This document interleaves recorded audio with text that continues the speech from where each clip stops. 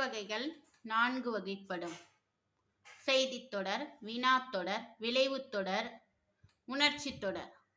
செய்தித்தொடர் ஒரு செய்தியை தெளிவாக கூறும் தொடர் செய்தித்தொடர். கரிகாலன் கல்லணையை கட்டினான். வினாத்தொடர் ஒருவரிடம் ஒன்றை வினவுவதாக அமையும் தொடர் வினாத்தொடர். சிலப்பதிகாரத்தை இயற்றியவர் யார்? விளைவுத்தொடர்.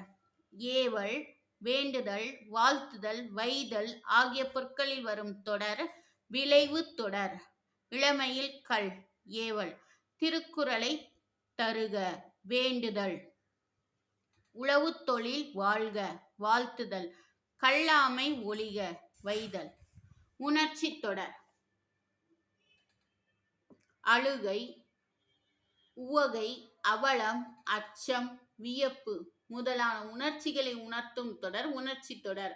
அடடா, என் தங்கை பரிசு பெற்றாள். உவகை. ஆ, புலி வருகிறது. அச்சம். பழந்தமிழ் இலக்கியங்கள் பல அழிந்து விட்டனவே. அவலம். ஆ, கல்லணையின் உயரம்தான் என்னே. வியப்பு. முக்காலமும் உணர்ந்தவர்கள் நம் முன்னோர்கள். செய்தித்தொடர். கடமையை செய் ஏவல். பாரதியார் பாடல்களின் இனிமைதான் என்னே. உணர்ச்சித்தொடர். நீ எத்தனை புத்தகங்களை படித்திருக்கிறாய்? வினாத்தொடர்.